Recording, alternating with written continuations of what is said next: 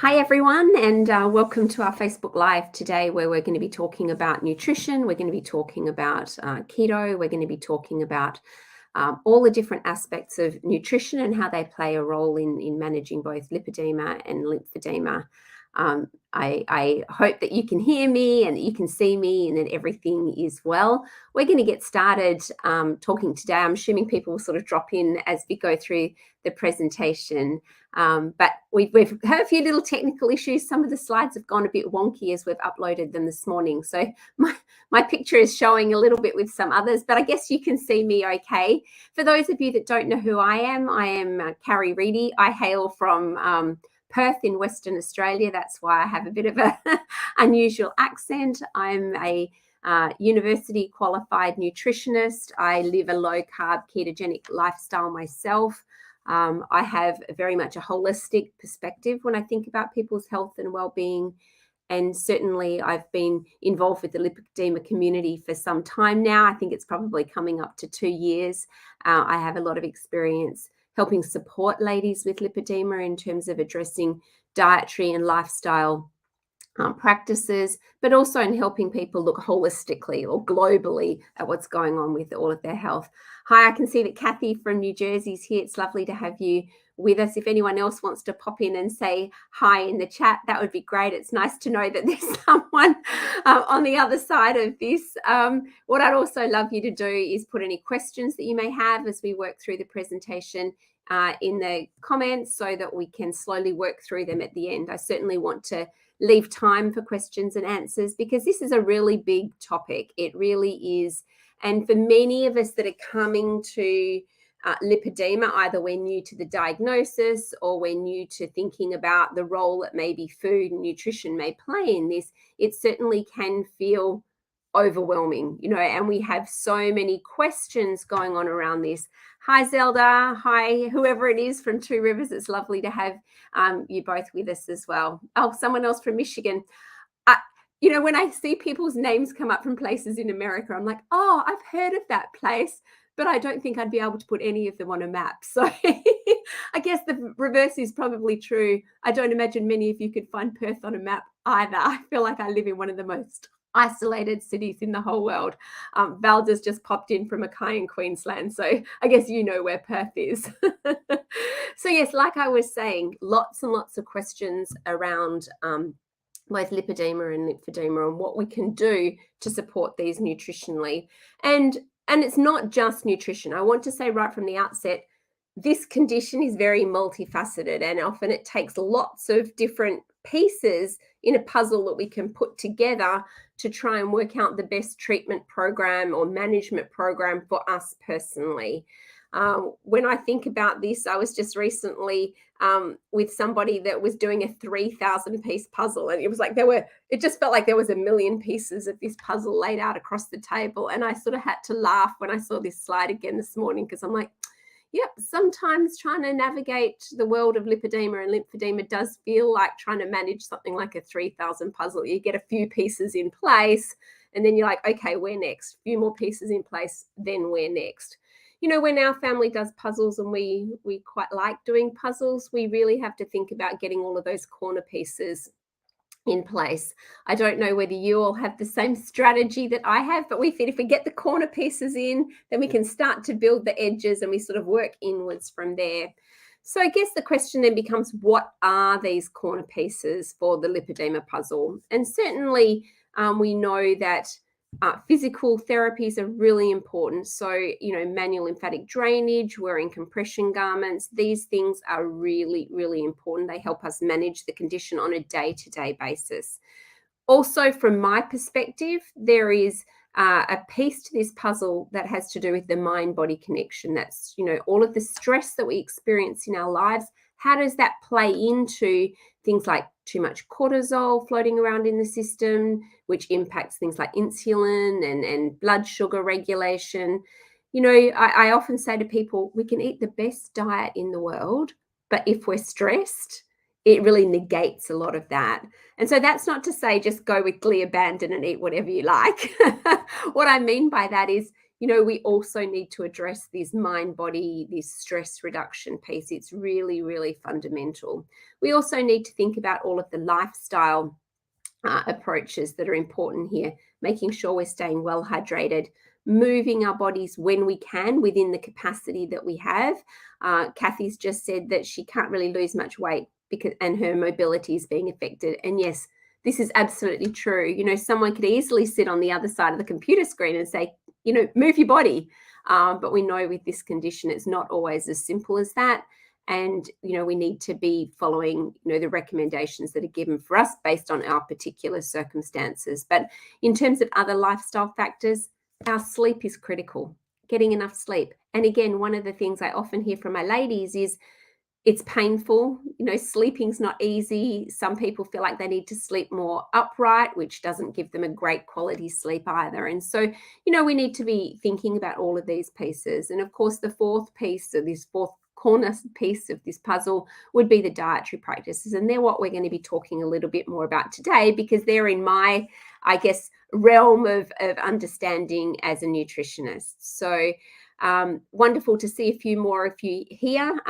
Somebody from Wales in the UK and someone from Ontario in Canada. It's really lovely to feel like we're part of a worldwide community.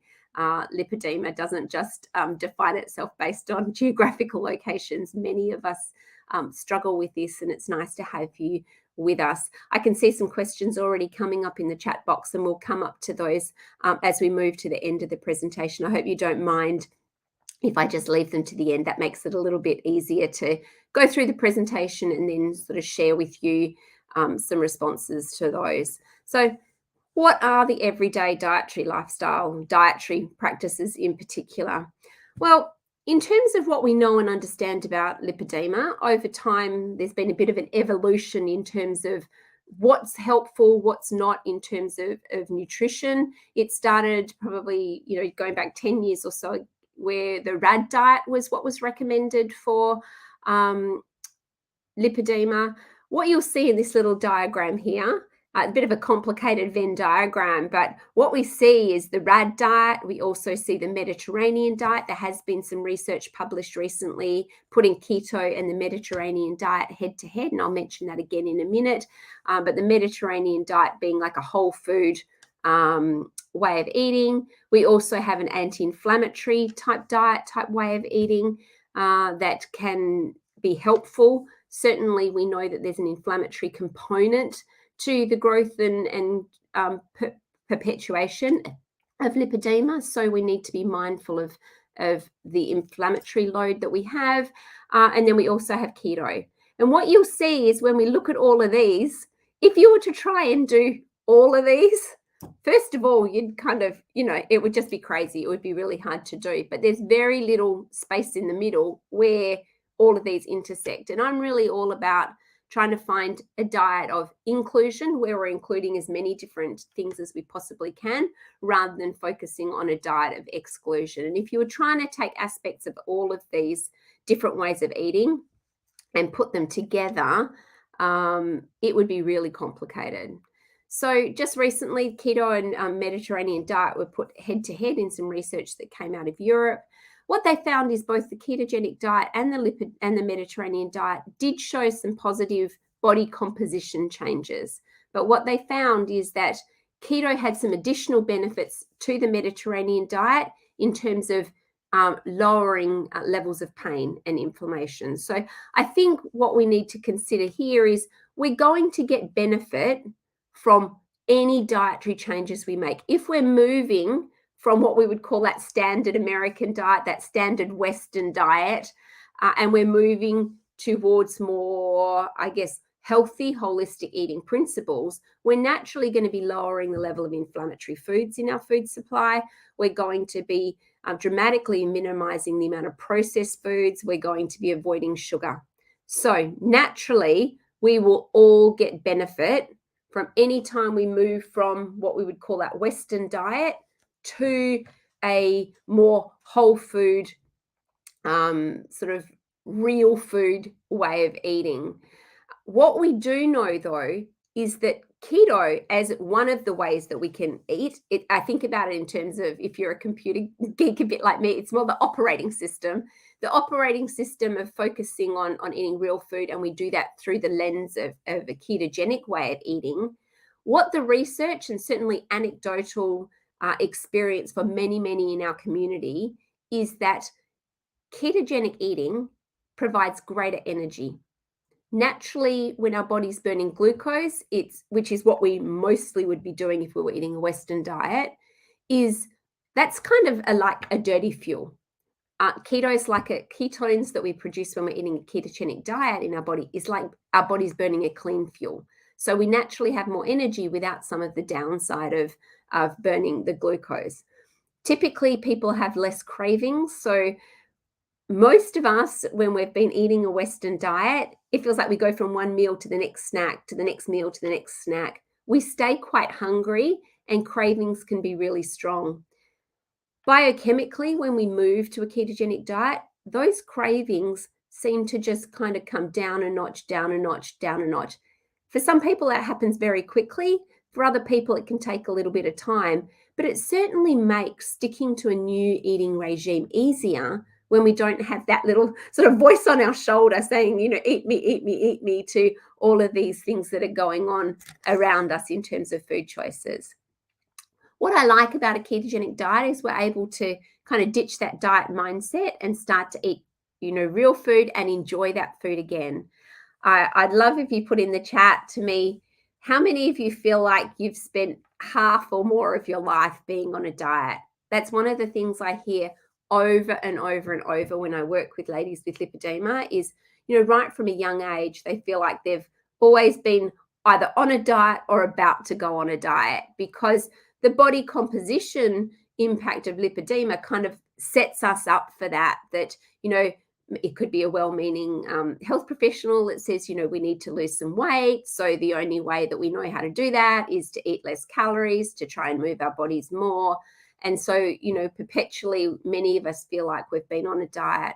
When we move to a ketogenic way of eating, and I do refer to it as a way of eating rather than a diet, it's a nice way to be able to focus on the food itself without thinking about how many calories in this, what's this going to do to my body. We really want to be able to kind of leave that behind and really come back to enjoying the food that we're eating. Yeah, Joy's just put in the chat that she's over a decade in terms of dieting, and that's not uncommon. Certainly when the questions on one of my intake forms is, what dietary interventions have you tried in the past? One of the common things that I find with my lipedema ladies is they say there's not enough space in that box to write all the different diets they've tried. So yeah, Zelda's saying too, she feels like she's been from one diet to the next all of their life. And this is really common. And so, when I think about encouraging people to try out and test out a ketogenic diet, I really like them to think of this in terms of not just being one more diet. It's really about just trying a totally different way, an operating system of eating, and seeing what benefits come. Some of those benefits include certainly body composition change, but even before numbers change on the scale, people say to me, everything just feels more comfortable. My clothes fit more comfortably. They don't feel so tight. I have less inflammation, less pain and swelling. And these things add to a greater sense of well-being in and of ourselves, and more hope for the future. Because one of the things that we know, if you go on that, typical diet, and, the paperwork that comes along with that diet says, you should expect to lose, 2 to 4 pounds every week ongoingly, and you don't. It works for other people, but it doesn't work for you. Really, really challenging, and really difficult to keep that sense of hope when you're not getting the results that you want. So why does keto provide these benefits, and why do we recommend it? Because when we lower the carbohydrate intake on our diet, we do get less inflammation. Our hormones tend to regulate and balance. We get regulation of insulin, which helps us to overall balance out our blood sugar. It seems that by lowering carbohydrates, and naturally when we lower the carbohydrates, we increase other things, and one of those is healthy dietary fats. That tends to help with things like better lymph flow, and we know that we need better lymph flow to be helping managing both lipedema and lymphedema. So where do we start? This is always the question. It's anytime we try to do something new, it can be tricky. What I'm going to be sharing with you today is some information about our next small group coaching. And when I get to the end of the presentation, I'll tell you a little bit more about what that small group coaching is all about. But what I want you to be thinking about now is where you are now and where you want to get to. Let's just see what we have next. Okay, so we are all starting at different places, and sometimes this can make even getting started tricky. You know, we could be eating that standard American diet. We could already have moved to eating more of a whole food diet. This would be a bit more of a like a paleo or a Whole30 kind of way of eating. For some of us, we've already heard a lot in this community about carbohydrates and keto, and we're already starting to naturally lower the intake of carbohydrate. Joy just asked, is gluten part of the carb issue? So gluten, obviously coming from grains, is a carb. Naturally, when we move to eating in a ketogenic way, we're not eating those grains. So typically we're avoiding gluten. But the gluten issue it can be a problem for many of us for different reasons, because it has to do with the way that the gut lining works and inflammation in the gut lining. We can talk a little bit more about that later, Joy, and maybe you can give some more clarity to your question if you want to add a little bit more information in there. Some of us, of course, are already dabbling with keto, or we're already here doing keto and just looking for some confirmation that we're on the right track. Certainly lots of different places that we can be in our journey. What often happens, though, when I start talking to people and saying, you know what, it's really worth testing out a ketogenic or a low carb way of eating, people kind of come up with this slide. And this is just a funny slide I saw online years ago, but I've just kept it because I just think it kind of explains a little bit about some of those misconceptions, because sometimes we can go to our doctor and say, I've been recommended to try a ketogenic diet to see if it helps with my lipedema. And the doctor thinks that means all we're going to be doing is eating a pat of butter. Our friends think all we're eating is meat. Our vegetarian friends, almost freak out when they think about this. What I say is really this picture down the bottom, we want to do keto in the healthiest possible way. There certainly are some people in a lipedema community that have moving and testing out a carnivore way of eating, which really probably does fit into a couple of these slides here. But that to me is a bit of an advanced practice. That's something that we can test out down the track just to see how our body responds as we think about the steps we need to take from eating a Western kind of diet to moving in this direction. Keto seems like the logical starting point. And so that's why we're talking about keto today. Keto isn't a one and done. Often there needs to be some tweaking that goes about it. And so, carnivore might be one of those tweaks that we may choose to do and test out for ourselves a little bit down the track. Intermittent fasting is another connection, an advanced practice that we might want to consider down the track. I love this slide too, what people think keto is and what keto actually is. Now, this isn't to say we can't have bacon and eggs with a little bit of cheese on them for breakfast. We do want to be making sure we're eating some of these higher fat foods to help us with satiety and to help keto work really well.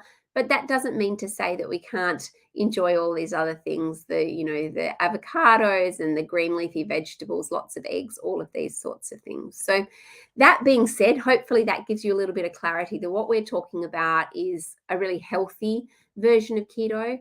There are so many keto experts online these days, and they all say to do it in a slightly different way. Some of them focus on really high fat.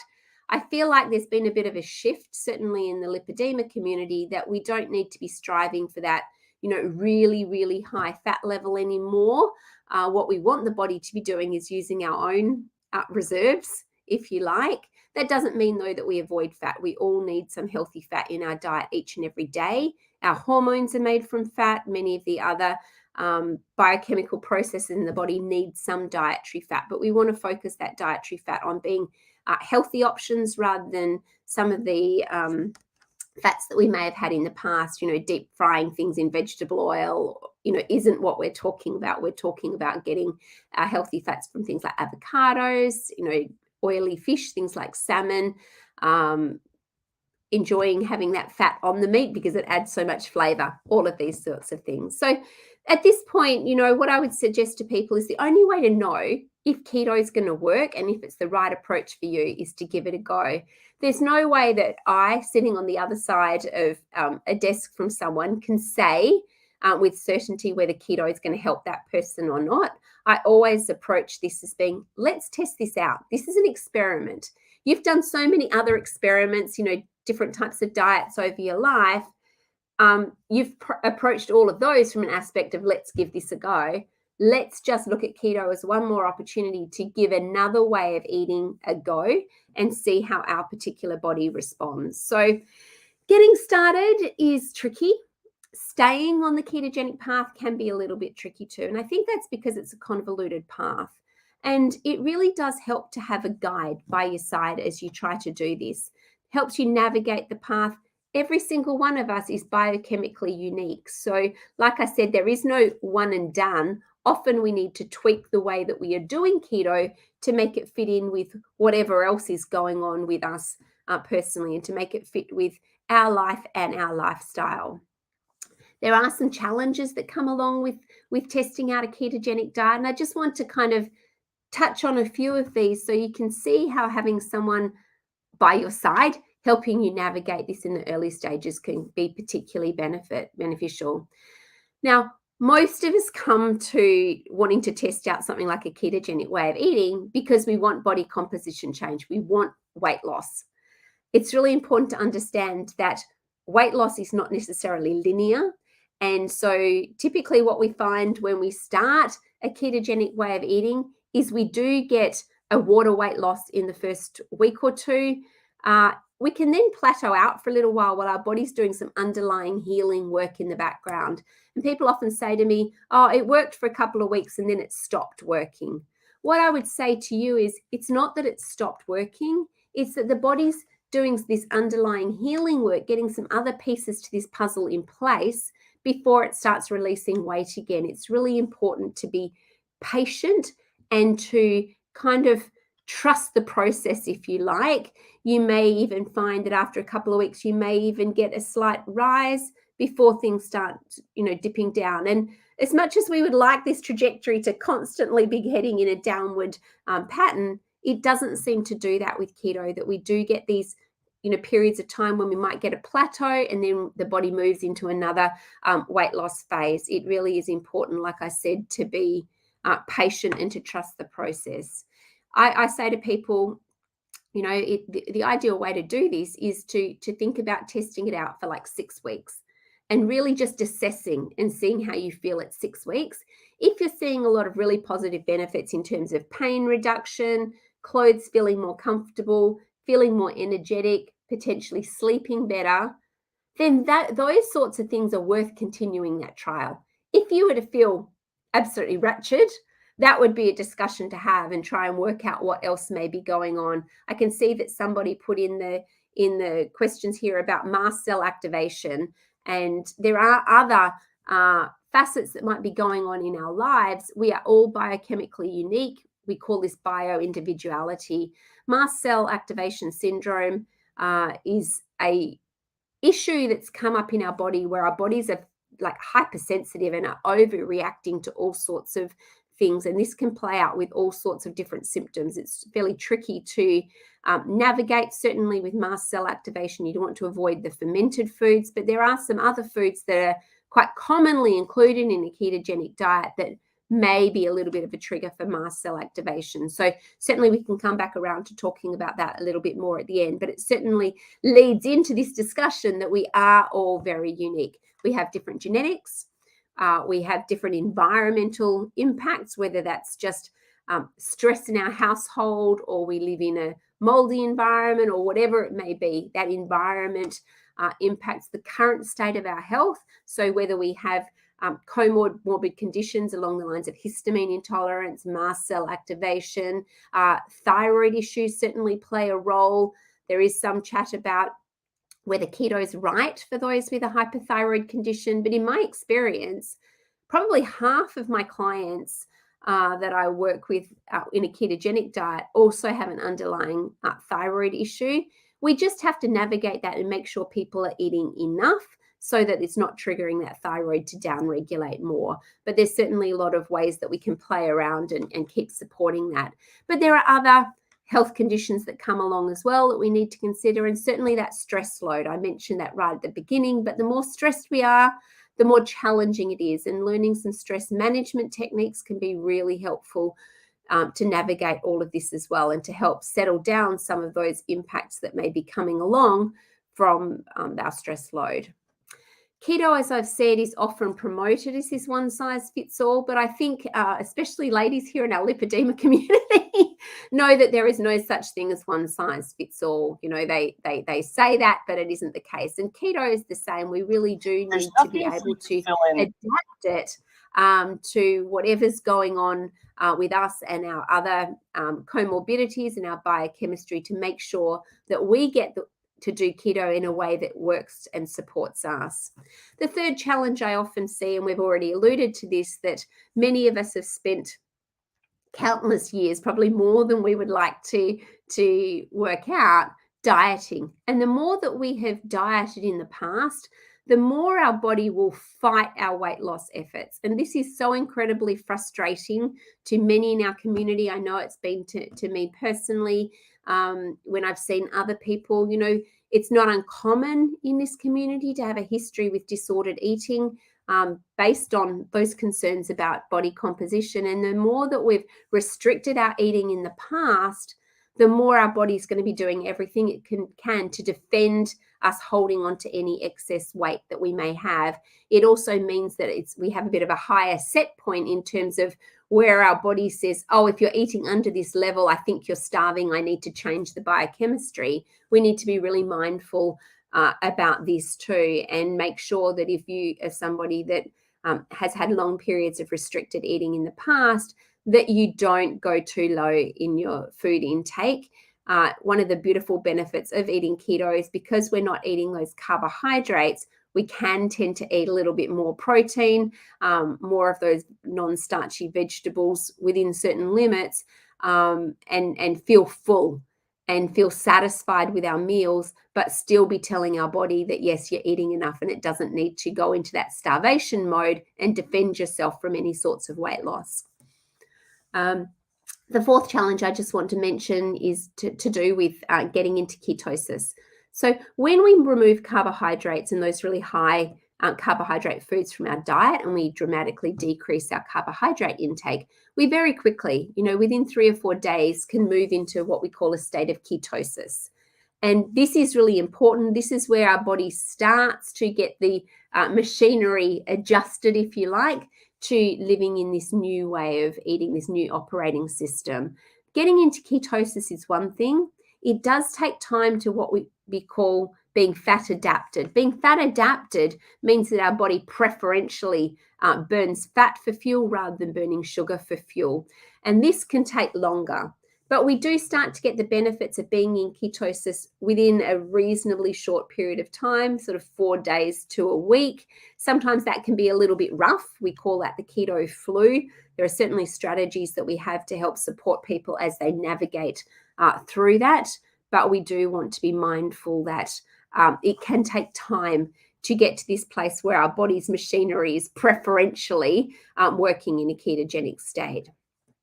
All of these factors require patience. And I don't know about you, but patience is probably not one of my strong points. I know that when I try something new, I want to start getting results really quickly. And so, you know, what I would just sort of implore you is to try and be patient and to trust the process when it comes to testing out whether keto helps you and helps your lipedema and lymphedema symptoms. So how do we know when we need to start tweaking things? I mentioned before that, you know, there is no one size fits all. How do we know when we need to do these things? How do we know whether we've stalled in our weight loss or whether it's a plateau, whether we're having struggles because of some of our food choices? And again, this is where having a guide by your side can really be helpful when we're trying to navigate things like this on our own, it can be really tricky. We start to, I guess, get a little bit in our head and start to think, oh, this isn't working. What else is there? And we start sort of going down multiple rabbit holes. What we want to be thinking about is what else is going on with us.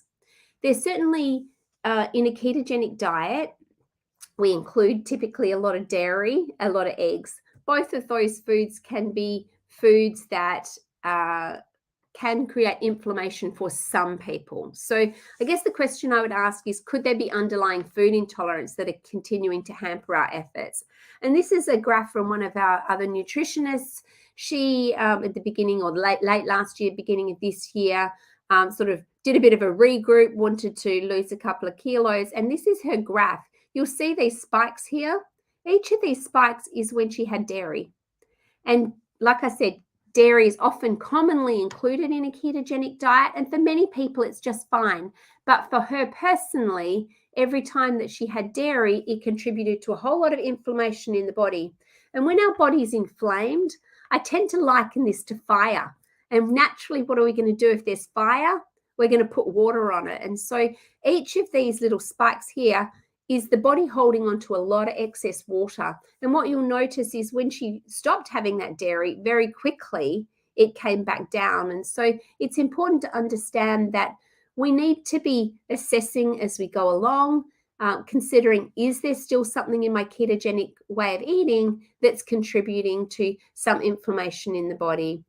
Coinciding with these blips in weight was a lot more discomfort in her body. And so it really helped her understand that connection between what she was eating and the experiences she was having with her lipedema pain and just generally overall in how she was feeling. Sometimes as we move beyond those initial few weeks when we're really focused on what we're doing in terms of keto, we can slowly over time end up with what we call carb creep or fat creep, where we think we're sticking to kind of the general guidelines, but we're throwing in a snack here, or we're just having a little bit off our kids' plate here. And naturally keto happens when we have carbohydrates at a certain level, but if we increase those carbohydrates even just a little bit, we may no longer be in ketosis. So it's important to think about whether that's become a problem. In terms of that fat intake, are we having more fat than maybe we particularly need? I use fat as a way of keeping me full and satiated from meal to meal. If we maybe are eating more fat than we need, that's certainly another one of those macros that we can play around with and see whether a little bit less helps us to get more in terms of those goals that we're trying to focus on. I mentioned before that there can be some underlying health issues, but certainly a sluggish thyroid, underlying metabolic dysregulation. Seems that there's quite a lot of that at play in our lipedema community, and also hypothyroidism are really common. I would actually probably put it about half of my clients also have either overt hypothyroidism or some sort of subclinical low thyroid function. So this is certainly something that we want to be thinking about. And there's also an interesting phenomenon known as cellular hypothyroidism. And that's where all of our markers on a pathology test look great. We have good levels of thyroid hormones, but for some reason, it's like we're sending out the messengers, but the cells aren't receiving it. And if the cells aren't receiving those thyroid hormones and acting on them, then we can still have a lot of hypothyroid symptoms, even when our pathology is looking normal. So that's also something that we need to consider, and something that we talk about in terms of helping people navigate a lower carb ketogenic way of eating. Really interestingly, for many of us that have had that lifetime of dieting, it could be that we're not eating enough. Our bodies need to feel safe that we are eating sufficiently to have certain metabolic processes happen appropriately. And so it really can be an issue that if we've got to the point where we're eating, 500, 600, 700 calories a day on a typical Western diet, that may have allowed or encouraged our body to just down-regulate a whole lot of metabolic processes. So we need to be mindful of that. When we eat keto, naturally, those calories do seem to be lower, but we're actually eating more. So there's certainly a conversation to be had around that. But just thinking about, could we be eating too little? Could we be eating less frequently? Could this help? There's lots of different ways that we can navigate and manage keto to make it work for us. Like I said before, intermittent fasting can be a bit of an advanced practice in terms of trying to navigate how we feel best. But naturally, when we move to a ketogenic way of eating and we have less hunger, it becomes just a natural extension that we don't wake up ravenously hungry at 6 o'clock in the morning, but naturally we eat breakfast a little later in the day. And when we have longer periods of time without food, our body goes into what we call a state of autophagy. And autophagy is really a cellular housekeeping process. And we really do want to be encouraging this cellular housekeeping process to happen. It goes in and repairs damaged parts of our cell structure, which allows those cells to work more optimally. And we do want every aspect of our health to be working as optimally as possible as we try to manage this condition.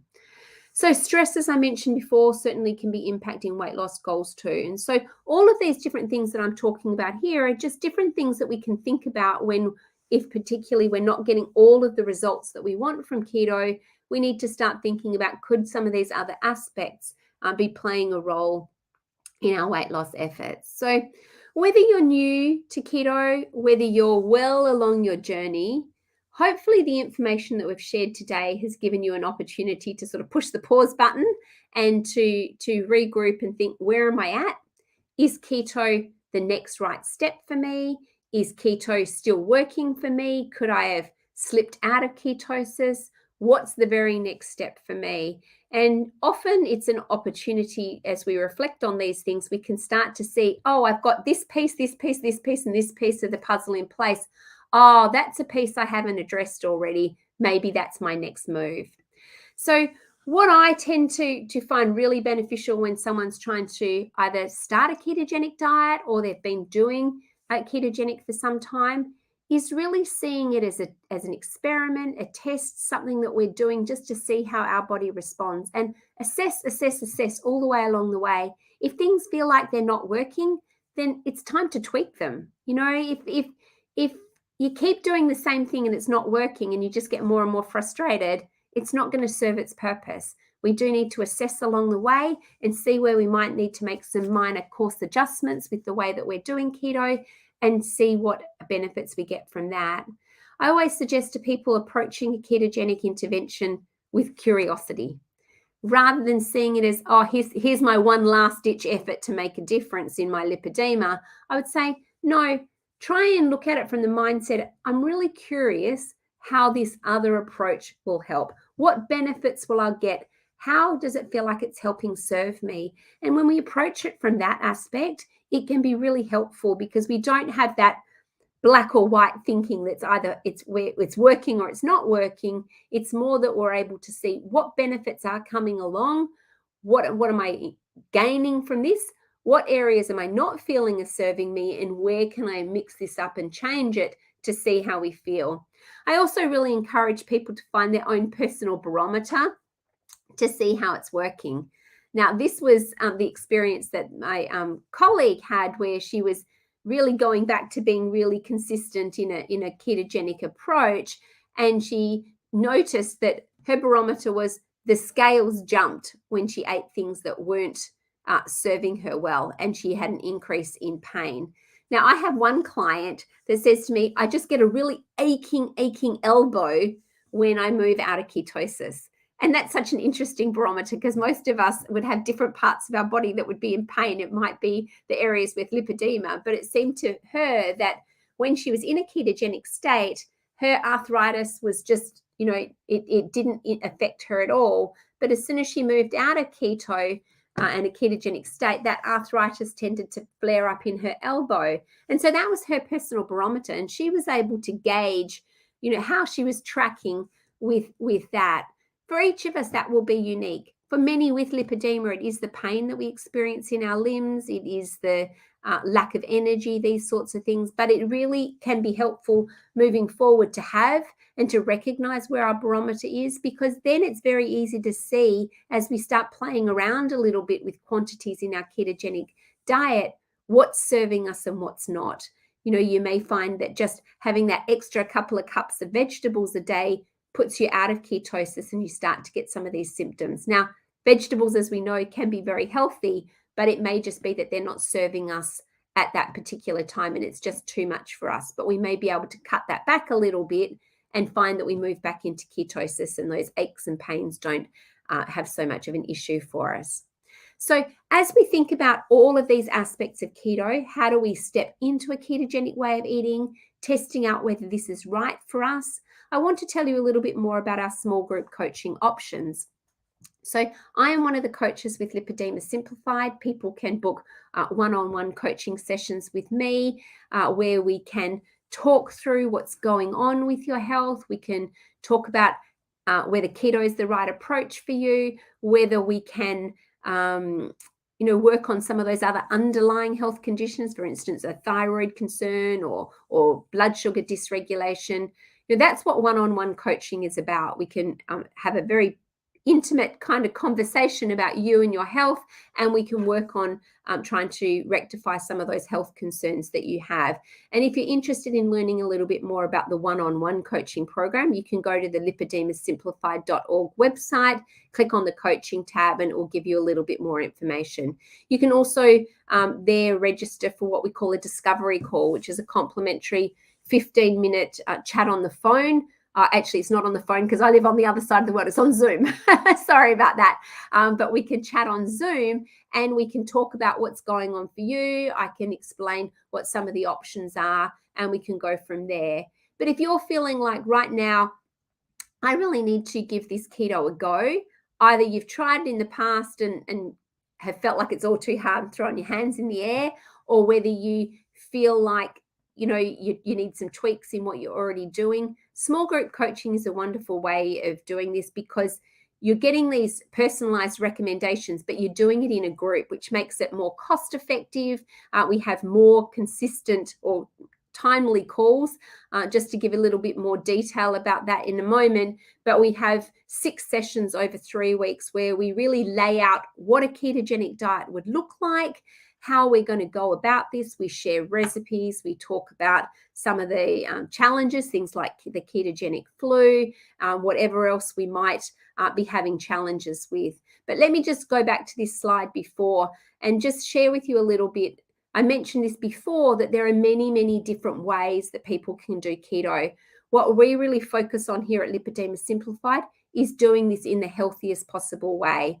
And many of us, and I put myself in this group, get very excited when I jump onto a ketogenic recipe site, and all of a sudden I find myself lost in the weeds of the desserts. I don't know whether anyone else has that experience, but we can do keto in either a very healthy way or in a not so beneficial way, and we really focus our approach on doing it in a healthy way. We feel that we need to make it something that's sustainable. If when you test this out and you go, 4-6 weeks and you come back to me and you say, you know what, I'm feeling more energetic, my lipedema tissue doesn't hurt so much, the swelling feels like it's coming down, we need then to make this something that's sustainable for the long term. This wouldn't be then a short-term intervention to lose a few kilos and then go back to what we've been doing before. And so the way that we approach this is to give you a framework so that you can make something that this is sustainable, that you can live in a way that you feel is congruent with your way of life, but you can fit that in with making keto work for you. And certainly the last aspect of this is we need to personalize this. I think we've already talked a little bit about how we're also biochemically unique. There's lots of different underlying factors that can be going on. Just jumping online and finding any old internet keto plan may not serve you if you have some of these other underlying health concerns. So we need to be addressing these as well. Our small group coaching is kicking off this weekend, actually Sunday night in the US. So that will be Monday morning for me here in Australia. But what it includes is a group of people, up to 6 people.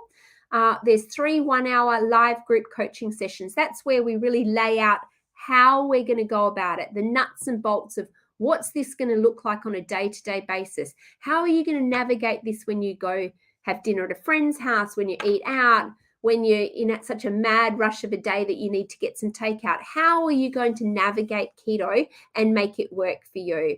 We also have 3 one-hour Q&A sessions where we talk about what's come up during the week and really navigate those questions that people may have.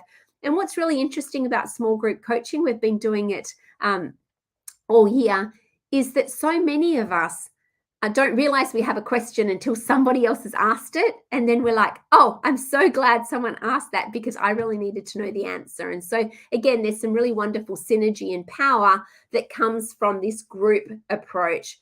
We also have a private Facebook group so people can post questions or can share their wins, share recipes that they've found, all sorts of things. And then you also have access to the replays of these for up to 6 months. And reason being is that sometimes we need to hear the same information a couple of different times.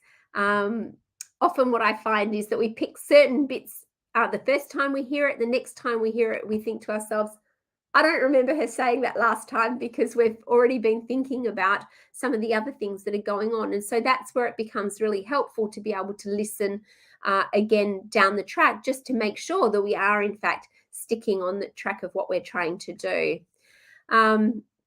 We also have, in addition, like I said, to the 6 hours of support, the private Facebook group, there's also handouts, recipes, checklists, assessments. And when I say assessments, that's because we need to be assessing this all the way along. Our brains work in this very interesting way that we forget how things have been. And so I like people to do an assessment before they start keto, just to really kind of assess where their symptoms are at, and then to assess again in either 4 or 6 weeks down the track, just to see how they are tracking. And that's a very easy way to quantify what benefits we've got. If you said to me before, my sleep's like a 1 out of 10, and then in 6 weeks you said, oh, actually it's not 100%, but it's a 5 out of 10. We have to recognize that as progress rather than thinking we need to go from here to here. This is a journey. We don't unwind years of dysfunction in a couple of weeks. It does take time. But what we want to be doing is making sure that we're on the right trajectory and that we're heading in the direction that we want. Now, in terms of the cost, $197 for 6 hours of coaching for the private Facebook group and for all of the other resources that you get is really a nice cost-effective way of being able to test out keto, to do it at the same time as other people. It gives a nice level of accountability too when you check back in, and you can sort of feel like you're able to sort of report back what you're experiencing.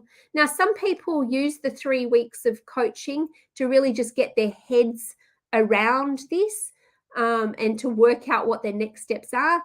Other people say to me, tell me what to do and I'm going to start it today. And it's certainly up to you, whichever way feels more comfortable. We all have different learning styles, so we do want to think about this in terms of how it's going to work best for us particularly. Valda's just asked a question, and a really good question there. This is in US dollars, not Australian dollars, Valda, because Lipedema Simplified are based in the US. So yes, there's a little bit more information. We've also put the link to the website for more information and to register for this program. Hopefully you can jump online and have a look at that. But let's move into the questions. I know that there have been questions along the way, and you're more than welcome to put any more questions that you may have in the chat box. I'm going to move all the way back right up to the beginning and read through the comments and just see which ones I need to respond to. Okay, so Kathy said, for some reason it's not letting me click on the comments to read the rest of it. So Kathy said she has lymphedema and lipedema. The thighs are worse and she's trying to get rid of. And Kathy, unfortunately, I can't see the rest of it. The rest of the comment. Can you, if you're still online, can you put the rest of the comment in, and hopefully I'll be able to read the rest of it.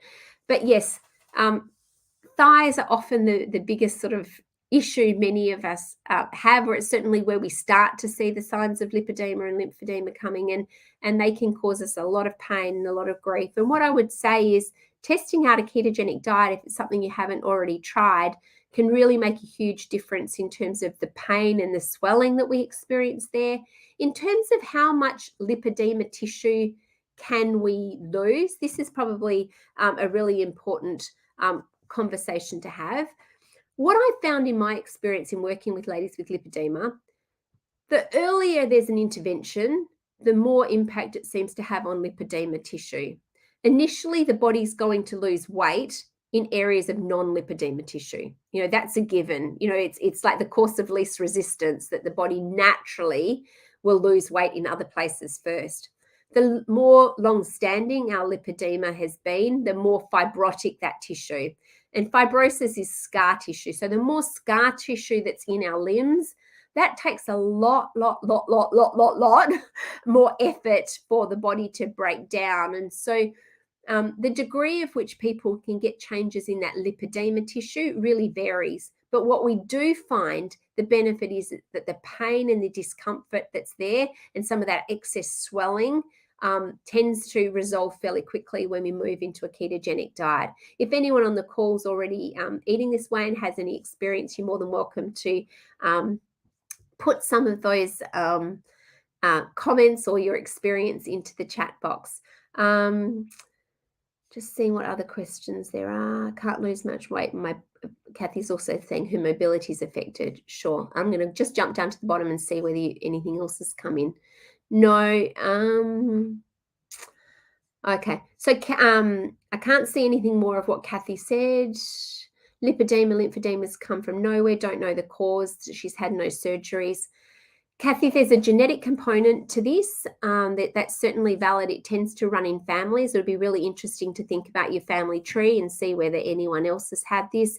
It also tends to happen at times of hormonal flux. So, either puberty for some girls, pregnancies are really another common one, and that perimenopausal stage. So that 10 years prior to menopause and then moving into that menopausal period can certainly make a difference as well. Joy asked, is gluten part of the carb issue? So as I mentioned before, Joy, there's two different issues here. So the reason we try keto is to lower the carbohydrates. Gluten obviously is part of the carbohydrate picture, but it's not necessarily the reason that keto works. But people often find that, it supercharges their keto because they're not having gluten. And gluten is actually very inflammatory in the body these days. And when I say these days, what I mean is our wheat has been hybridized and all sorts of things have been done to our wheat to make beautiful white fluffy bread that we all dream of, think of. And so there's a lot more gluten in the grain these days than there was in, say, the ancestral strains of wheat. And so a lot of people are finding it impacts their health in an inflammatory kind of way. We also know that gluten plays a role on those tight junctions in the digestive tract. So you may have heard this referred to as leaky gut. But we have this lining of the digestive tract that's just one cell thick, and we have these tight junctions that sit between those cells. And when we eat gluten, it tends to have a dramatic opening up of these tight junction effect. And if these tight junctions are open for too long at the wrong times, they're allowing little components of food, little components, bacterial breakdown, these sorts of things through into our general circulation. Then our immune system can respond to them. So the way that it responds to them is by regulating inflammation. So yeah, for many people, moving to a ketogenic diet, because it naturally avoids gluten as well, is one of the other side benefits that comes from this. One of the Facebook users asked about the connection between mast cell activation syndrome and how important it is to avoid fermented foods. Certainly there's connection between mast cell activation and histamine. All fermented foods contain or contribute to histamine in the body. So certainly that's one of the types of food components that I recommend people minimize and avoid when they've got some sort of mast cell activation or histamine intolerance going on. In our small group coaching, we don't really focus so much on mast cell activation or histamine issues, but through individual coaching, that's certainly something that we could talk about. And I guess I go back to that slide I showed right at the beginning where I had that Venn diagram. There was keto, there was like an AIP or like an anti-inflammatory diet, there was the Mediterranean diet. I think if we tried to add mast cell or low histamine into that as well, that little section in the middle gets smaller and smaller. And even the intersection between keto and a low histamine diet, it kind of does make some more challenges in terms of coming up with food choices. But it's not insurmountable. It's certainly something that can be done. And I tend to look at mast cell activation syndrome as just this overreaction in the body. And what we need to do is to calm that down. And over time, as we calm down that mast cell overreactivity, then we can certainly open out our food choices and we don't have those same reactions there. Just looking to see whether there were any other questions. So someone's saying, I've been eating between 0 and 20 total carbs a day for 10 months. My lipedema pain is gone. She's lost 30 pounds and will never go back to a regular way of eating. And you're 75. My goodness. So wonderful, wonderful experience with what you've gained there. And, you know, getting that pain under control is just such a beautiful side benefit of eating in this way, because it makes everything else feel so much easier. Because when we're in pain, it's really, really hard work. So wonderful. Thank you for sharing your experience. And I guess what you're saying when you're 75 is that, you know, we're never too old to try something new. And I think that's a really wonderful example that you've shared with us. So thank you for doing that. So Joy said there is no total remission, right? So I guess what you're asking, Joy, is if we move into this way of eating, does it totally reverse lipedema? It doesn't. You know, if that scar tissue is there, it's really hard for the body to remove that scar tissue.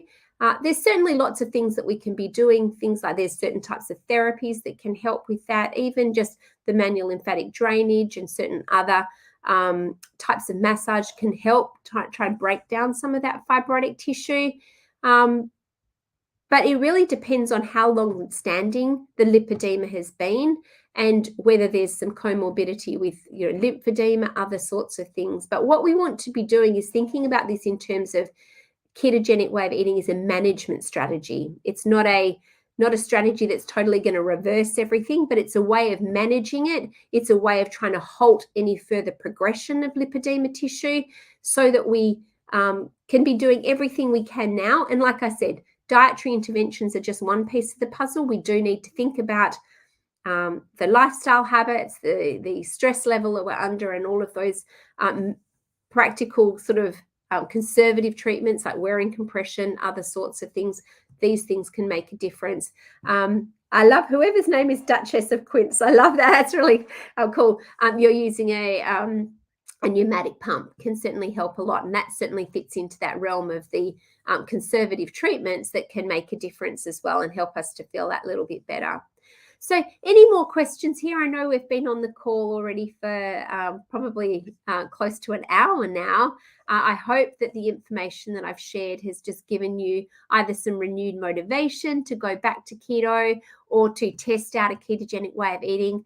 I'd really love it if some of you could join us in our next small group coaching offering. It's a really fun, intimate way of really stepping into a ketogenic way of eating with support. And I think that's really where it's key.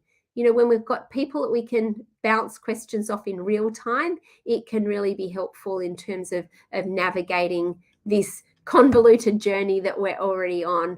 I can see that Catherine's on the call. Catherine, did you have anything that you wanted to add? I don't know whether I'm putting you on the spot or not. Maybe not. Maybe Catherine's just popped in and popped out again. But thank you so much for being a part of the call today. If anyone's watching this later on as a replay, just a couple of reminders. Our small group coaching is starting on Sunday night.